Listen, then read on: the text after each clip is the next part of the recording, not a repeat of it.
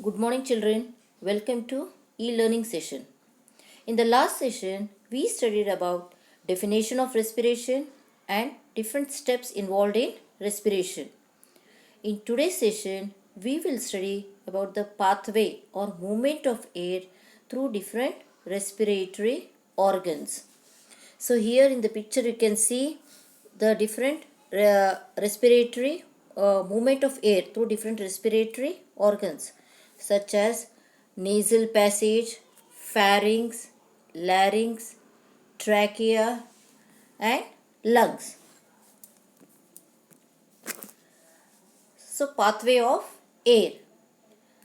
First is nose or mouth, then nasal cavity, pharynx, epiglottis, larynx, trachea, bronchi, bronchioles and alveoli. So these are the different parts through which air passes. So this can be written in a form of a flow chart.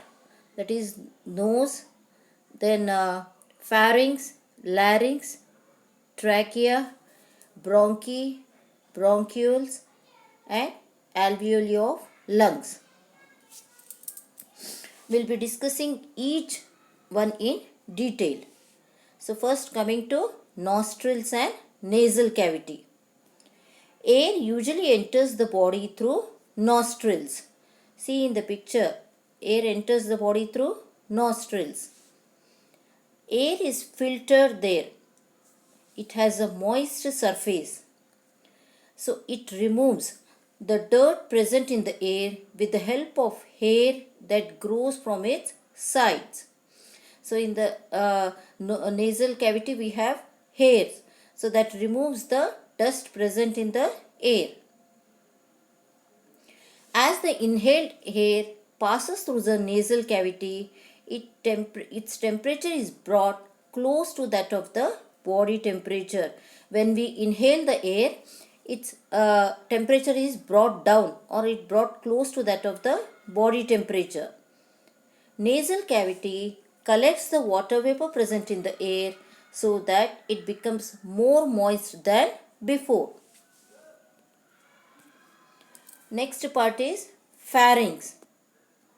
So pharynx is a part of digestive system and respiratory system.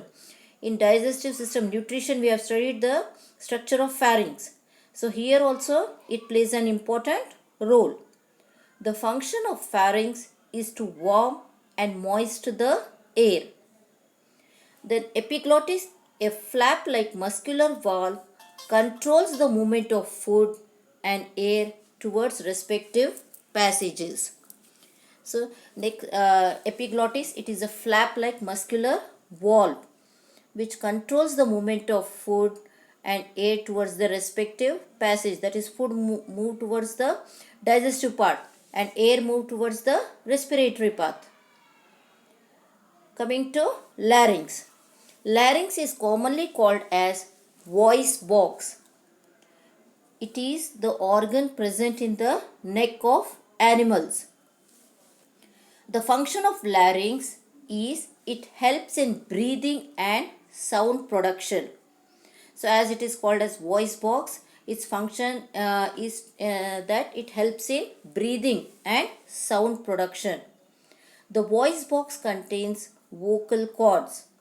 When the air passes out of the lungs and over the vocal cords, it causes them to vibrate. So it makes the vocal cords to vibrate, which produces sound on the basis of our speech or song. So larynx main function is it is help in breathing and sound production. Coming to next part is trachea. So trachea or windpipe is a tube that connects the pharynx and larynx to the lungs. So it is a tube that connects the pharynx and larynx to the lungs. In the picture you can see trachea, then lungs, bronchus, bronchioli and alveoli. So touch your neck to feel the tube-like structure. When you touch your neck, you can feel a tube-like structure that is called as trachea. Now coming to lungs. The lower end of the trachea or windpipe divides into two bronchi, each one leading to each lung. See in the picture you can see the lower end of the trachea, it divides, okay, into two bronchi, each one leading into each lung. The bronchus is also called as primary bronchus, which helps in passage of air. So the primary function is passage of air. Then each bronchi, in the picture you can see bronchi. So each bronchi is further divided into smaller and smaller branches called bronchioles. In the picture you can see each bronchi is divided into smaller and smaller structures called as bronchioles. It finally gets terminated into clusters of air sacs called alveolus. So alveolus, it finally gets terminated into small clusters of air sacs called alveolus. In the picture you can see alveoli, single picture you can see alveoli.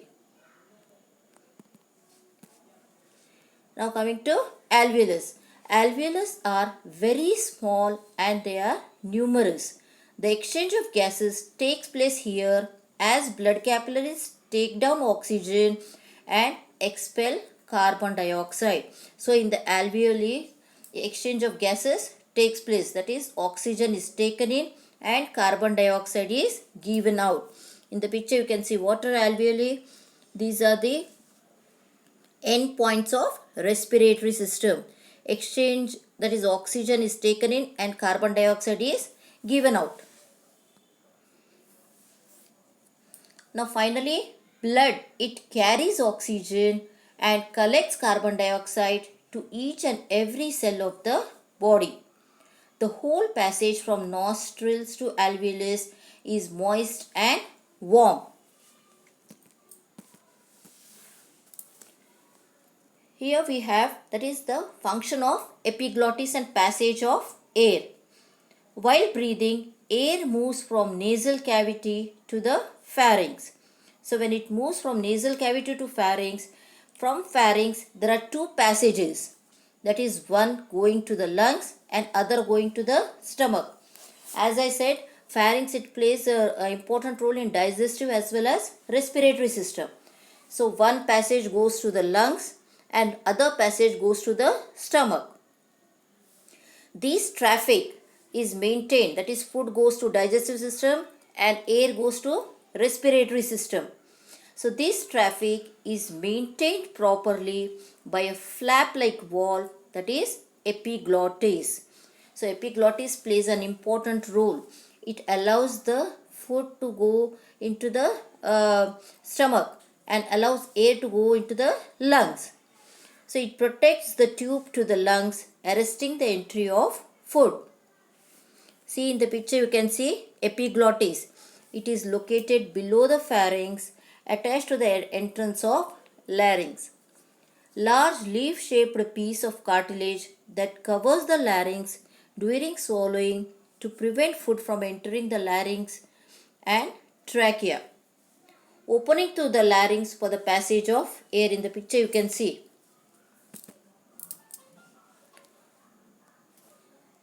So here in the next slide you can see epiglottis. It diverts air into lungs. So air is